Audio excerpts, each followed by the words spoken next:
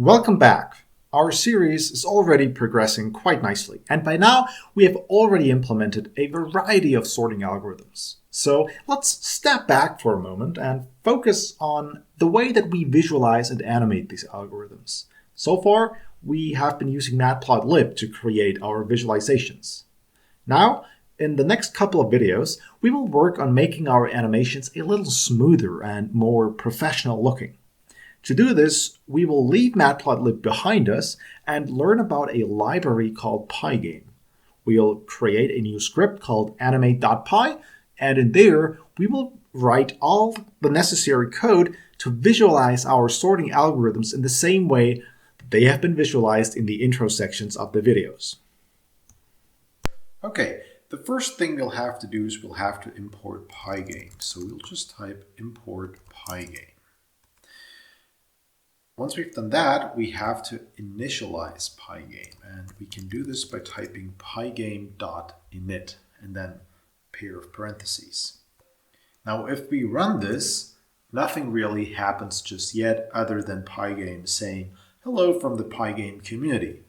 So let's close this and start working with Pygame. And what we'll do is we'll define what's called a screen. So this will be, you can think of it as the window that's popping up, okay? And we can do this by typing pygame .display.set_mode. And now we'll have to define a tuple with two values. We'll have to define a width value and a height value. That is how large this screen is going to be when it pops up on the screen, okay? So let's go up here and define two global variables. I'm going to call these width. I'm going to make this 600 and make the height 400. Okay, so and up here we can maybe call this initialize. Just screen. Okay, Pygame and screen. So let's run this. Did you just see that? Let me run this again. You see there's a black window popping up here, and this is the Pygame window that we have just created. Unfortunately, as soon as we create it, it disappears right away. This is what we'll have to fix now. So, and to do this, we'll just create a continuous while loop, which we'll refer to as the animation loop. So I'm just going to type animation loop here, and this will just be while true, but we're not going to type true here. Instead, we'll create a Boolean variable that'll be called just animating is true, okay? And then while animating, there will be two things happening. First, there will be just going to put a comment here, the actual animation. Later on, we'll put some code here. So the code will go right here where we'll have this code chunk. And down here, we'll track user interaction with Pygame. What is user interaction? User interaction is anything that the human user can do. So we can move our mouse, we can click the mouse, we can press a button on the keyboard. This is user interaction. And we have to keep track of these, and Pygame does that with what's called events. So here we type something like for event in pygame.event.get. And now Pygame is continuously asking, hey computer, is there any user input in terms of the keyboard or the mouse? And then it's just going to gather all of that and keep track of it, okay? And one thing that we are particularly interested in is the mouse, because whenever the user wants to close this window, otherwise it would run forever, the user will click in the top right corner. Depending on your operating system, it might be the top left. And you have this X that you can click on, and then the window closes. Okay, so we have to code that, otherwise we'll always have this black square in the center of the screen. So event.type equal pygame.quit. This is how we do that. And this is not something that you can logically derive from somewhere. No, this is just hard coded in Pygame, and you either have to memorize these things, or as I do, I constantly look this up. And yeah, I'm reading the Pygame documentation every single time when I'm creating a project that involves Pygame, because I just can't memorize all these terms. Okay, so don't worry if you're like, oh, how do you know it's event.get and how do you know it's .quit? It's just, you just have to memorize these sort of things or look them up. So here, whenever the user wants to close the window, we'll set animating to false, and then we'll exit out of this while loop. So let's just drop a comment here because this is a lot of new code. User closes the Pygame window, okay? Pygame window to end animation. Okay, so if you're lucky, well, not lucky, but if we coded everything correctly, this should now work just fine. I've created a new script called animate.py. We have just set up Pygame. We have created a little game screen here, and now we have created a loop.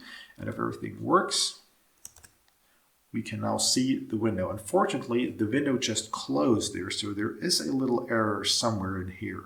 And it's in here, if event.type equal pygame.quit. Yes, this here is not a function, it's just a term like this, and voila, there it is. We now have our window here. It is not closing on us instantaneously, but when we press here, it will close and it will tell us how long the window stayed open or how long it took for the entire code to be executed. So let's try this one more time. I'm going to run the code. We have the window. We can even move it around on the screen. We can just hold on to it up here in this little bar here, and then we can just close the window and the code terminates. Wonderful. Okay, so the next step is actually writing something here that needs to, or that is supposed to be animated, right? Right now this is all empty, so we'll have to add something here. And just for now, we'll try to draw one thing onto the canvas, one thing onto the screen, and we'll just focus on drawing a single rectangle. We'll think of this rectangle as just one of the bars that will then make up, together with other bars, the bar chart that visualizes our array. But for now, we'll just try to get one rectangle to work.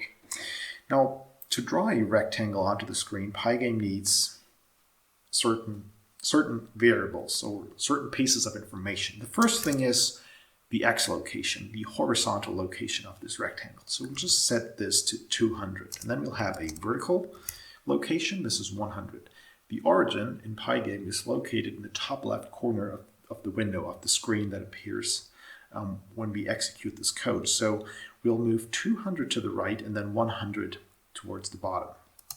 Now we have to specify the width of the bar that we are about to draw. So I can't really use width here once more because we have used width up here. So I'm just going to say this is bar underscore width. And we'll set that to 100, and then we'll have the bar height, and we'll set that to 200. So it will be 100 wide and 200 tall. And then we'll have to specify a color, and we can do this using the command pygame.color. And here we'll just type anything we want. We can just red, green, blue, whatever. Here I'm going to use orange because the background is black at the moment. Okay, and then we'll have to define a rectangle. I'm going to call this rectangle bar.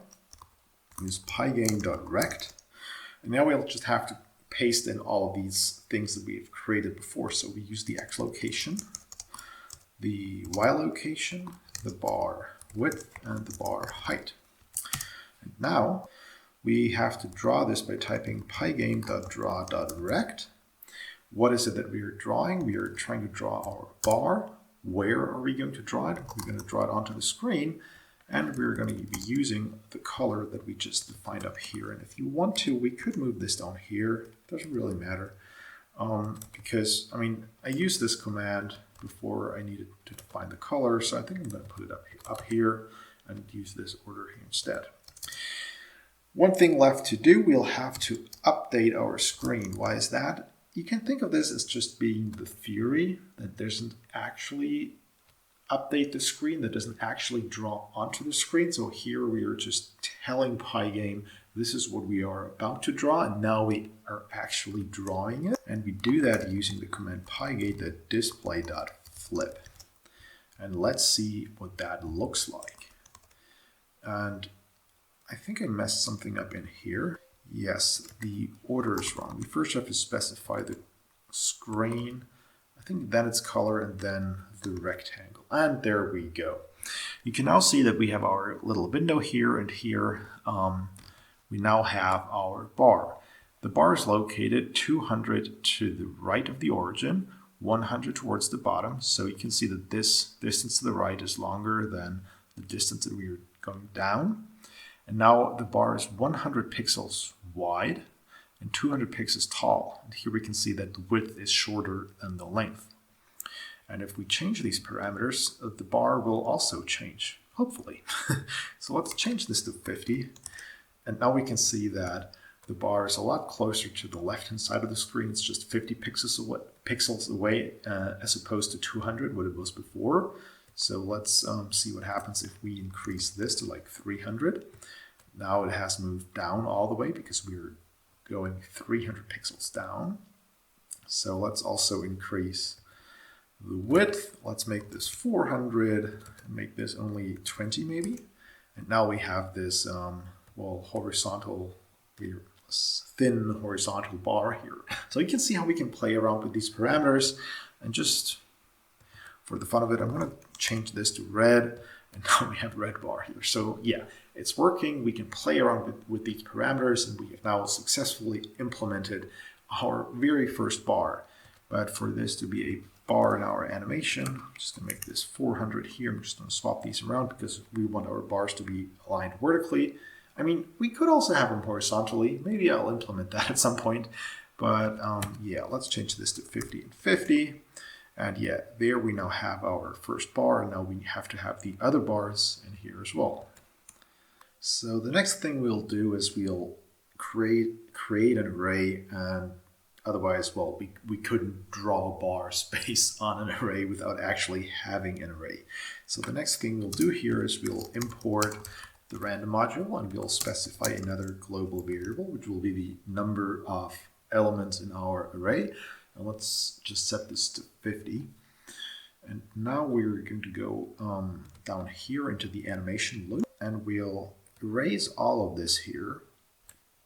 And we're just going to say create array. So with every iteration of the loop, we'll be creating a new array, and then we'll be drawing this array. So this will just be like randomly shuffling the array over and over again, okay? It's not like BOGO sort where we are just swapping two array elements and then checking whether the array is sorted. No, we're just shuffling things and we're going crazy here. Like what I'm about to do here will look super wild, okay? But yeah, this will just, be the next step in our progression towards this cool animation tool that we are building. So let's create the array. Array is equal to random.sample. What are we sampling from? We are sampling from a range of values from 1 until n+1, and we have n many values. And now we are drawing the array. And here we'll make use of a function that we haven't defined yet, but which we will define. This function will be called drawBars, and here we'll just insert our array. So if we run this right now, we get an error message saying, well, there is no drawBars function here yet.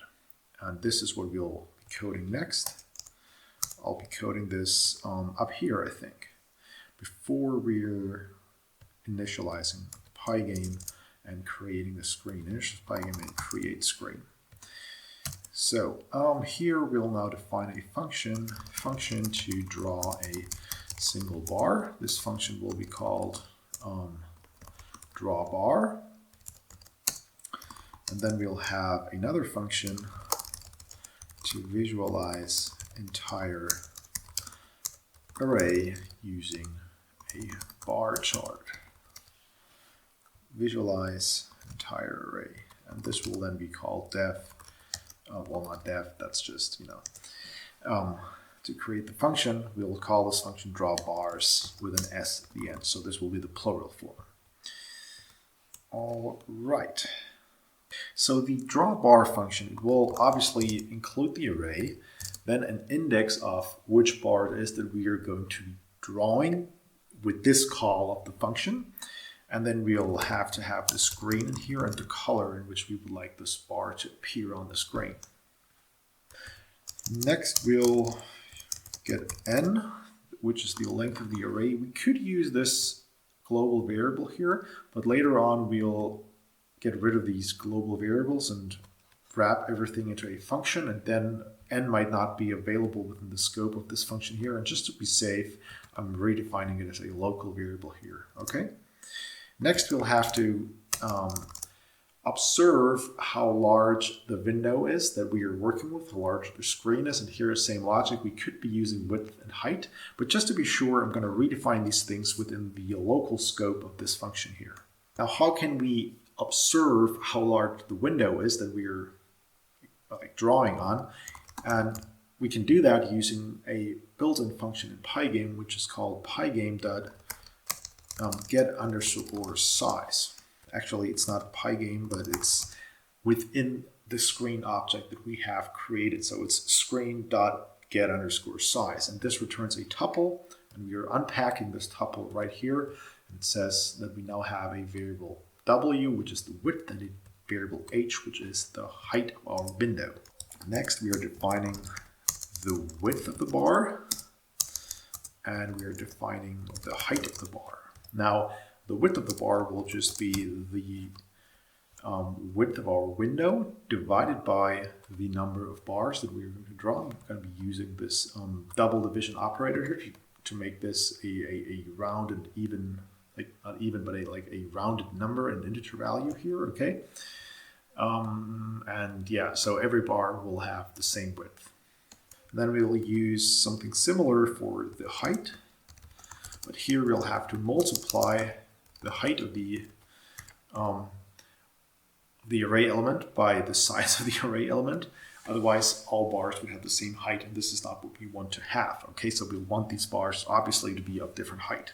Next, we have to define the x location of the bar, and this is kind of tricky. So the x location increases with every bar. So with every with every element, we're one step further down. And well, since every bar is of this width, we can use this down here.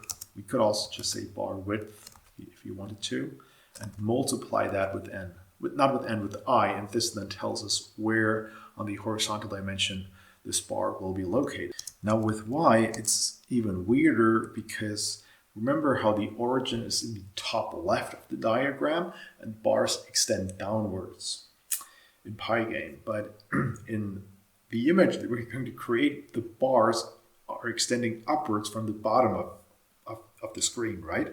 So to create this visual impression, we'll have to get the proper y location from the top, and then have this bar extend to the bottom until it reaches, or exactly reaches, the bottom of the plot window. Now the bar height, we just defined this, so now we have to use h, which is the height of the plot window, minus bar height, to make sure that it aligns perfectly on the bottom of the plot window. And now we can use the exact same command that we had before, so bar is equal to pygame.rect, and then we are specifying where it's going to be drawn and how large it is, so xy, bar width, and bar height. And now we'll have to use pygame.draw.rect. We are drawing onto the screen using the color that we specify within that function as a parameter. And what is it that we're drawing? We're drawing our bar. Okay, and this is it for us, for this function. Now we have to go down here into the draw bars function, the plural function. This will be the function that draws all of the bars. Here, just again, for the same reasons as explained before, we'll redefine n. And now we'll introduce a black background to the animation here. And we can do this using the function screen.fill, and then we can define a color, pygame.color. I'm going to set this to black. Now you might say, well, if the background is already black, why are you painting on top of it another shade of black? And the reason why I'm doing this is because if we didn't do that, the different bar charts would all be just drawn on top of another, and slowly but surely everything would just turn into one solid block, because at some point the tallest bar will have been in every position and will just have covered the entire canvas. And if you're not drawing this canvas, if you're not drawing another layer of background on top of this canvas before we're re-adding the bars on top of it, these bars will just stack up, okay? And this is why we're filling the screen once more with black, even though the very initial background was already black.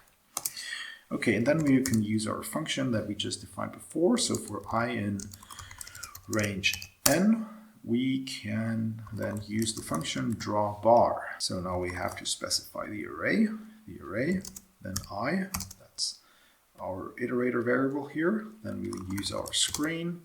And lastly, we'll specify color, pygame.color, and here, let's just use orange again. Okay, and this is it. Let's see whether this is going to work. So unfortunately, there's another error here.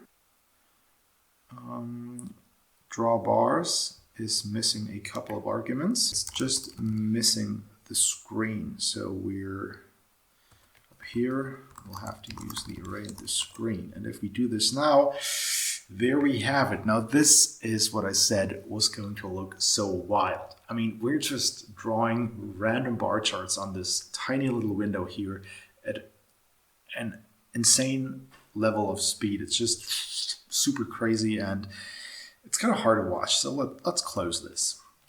Now, as you might remember from the very beginning when we were using Matplotlib, we had this pause argument to make sure that things were not going at super high speeds, but a bit slower, and Pygame has something that's very similar to this. So after we updated the screen, we can introduce a little pause. We can do this using pygame.pause, and let's just set this to 200. I think this is microseconds, so 200 microseconds will be 0.2 seconds, and this should make it a lot slower. This is not working because the proper command is time.wait and not pause. This is what we had before with Matplotlib. And if we run this now, yeah, this is now looking a lot better. It's a lot easier to watch. We can now see that the animation is not running as quickly, and instead it's a little slower and easier to watch. So here we're just randomly shuffling the entire array, not in the way that we did it with Bogosort. It's just reshuffling everything here, and this will never ever terminate. Of course, by chance, it could get the array in just the correct order, but that's just super unlikely. So I'm going to close this here. Let's play around with this weight here. So if we increase the weight, let's make this 1000. Now it's 1 frame per second. So it's 1 new array each second of the animation. So it's a lot slower. And if we, let's set this to 1, well, in that case, we'll have this super fast array animation that we had before. Okay, great. So we've now created a very simple animation here. Now it's time to actually introduce the sorting part into this. But I'm going to leave this to another video.